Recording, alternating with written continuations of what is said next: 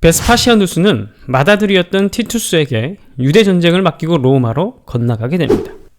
그래서 70년에 20세의 젊은 티투스가 본격적으로 예루살렘 공략에 나서게 되는 것이죠. 먼저 그는 고립작전을 펼칩니다. 6만 명의 병력으로 예루살렘을 병풍치고 도망치면 잡아다가 십자가에 매달고 그 안에서 자기들끼리 폭망하고 굶어 죽도록 느긋하게 기다립니다. 아니나 다를까 고립된 예루살렘에서는 지들끼리 죽고 죽이는 내전이 벌어지게 되는데요. 당시 예루살렘 안에는 당장 문을 열고 로마에 항복하자라는 온건파와 아니다, 로마에 굴복하느니 차라리 죽는 게 낫다라는 급진파로 나뉘어져 서로 싸움을 벌이고 있었습니다. 근데 문제는 급진파가 온건파들을 설득하는 것이 아니라 결국 기습해서 죽이게 됩니다.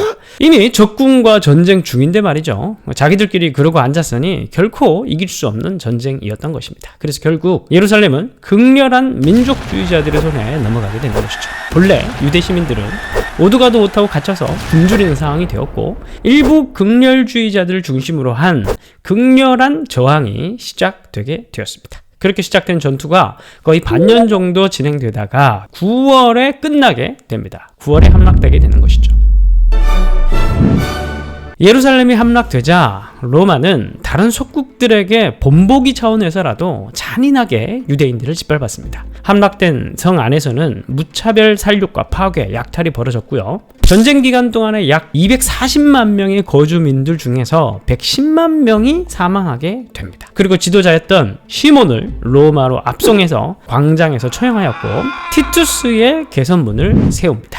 아직까지 유물로 남아있는 것이죠. 그리고 10만 명의 사람들을 노예로 끌고 가요. 그리고 그들을 72년부터 로마에 있는 콜로세움 경기장을 세우는데 투입시켰습니다. 그래서 지금 유대인들은 로마의 콜로세움을 지금도 싫어한다고 하죠. 그리고 가장 중요한 예루살렘 성전, 어떻게 됐을까요? 처음에 티투스는 성전을 보존하라고 명령하였다고 합니다. 그러나 전쟁 중에 그런 컨트롤이 잘 지켜지는 것은 아니죠.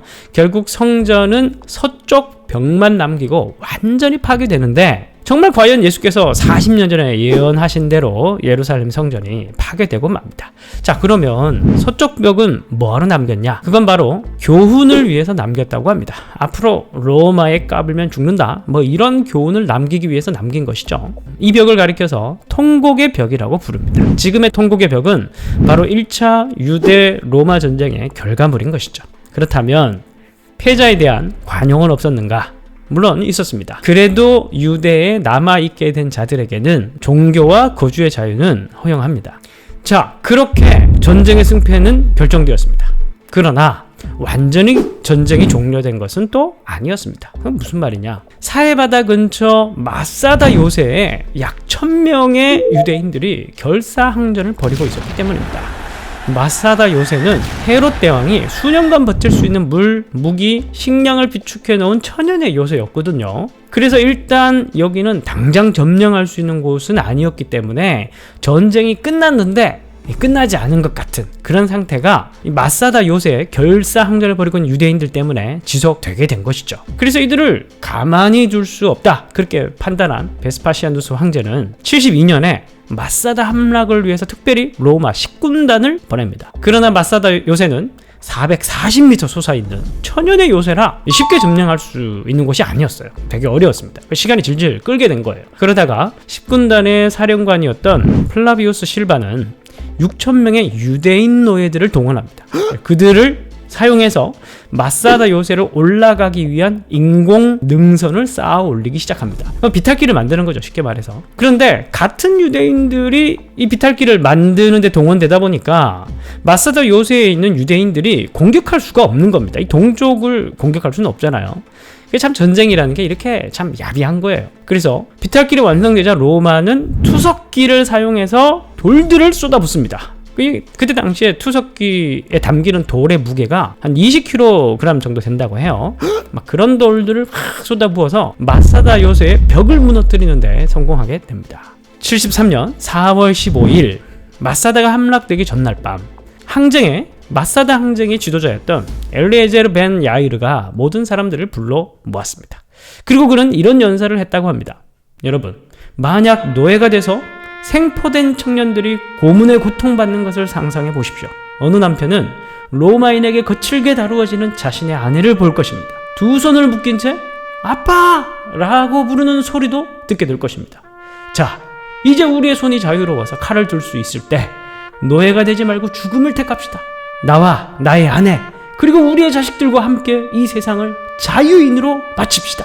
막 그렇게 연설을 했다고 합니다. 그래서 결국 제비뽑기를 통해서 남자 10명 중에 1명이 나머지를 죽이는 방식으로 최후의 1인이 남을 때까지 자결의식을 진행합니다. 마지막 최후 1인은 요새에 불을 지르고 자신도 자결을 하게 되죠. 그래서 이튿날 로마군이 마사다 요새에 들이닥쳤을 때 그들에게 보이는 건 무엇이었겠습니까? 불타버린 요새와 시체뿐이었던 것이죠.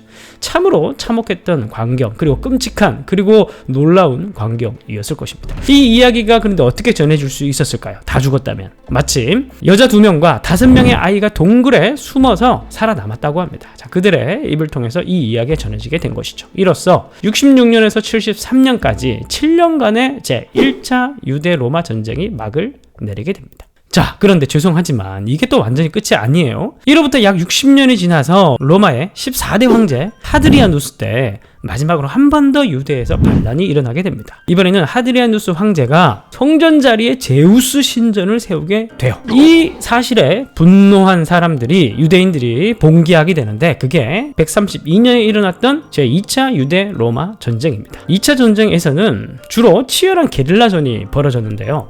그러나 결국 2차 전쟁에서 패하고 말죠. 로마는 더 이상 유대인들을 용납할 수 없다면서 유대라는 이름 자체를 지도상에서 지워버리기를 결정하게 됩니다. 그래서 유대라는 이름이 아니라 팔레스타인이라는 이름으로 그때 바뀌게 됐죠. 그래서 오늘날까지도 유대라고 부르지 않고 우리는 그 지역을 팔레스타인이라고 부르게 되는 것입니다. 이때가 135년이었고 이날 이후로 유대인들은 땅과 이름을 잃고 수천 년간 방황을 하게 된 것입니다.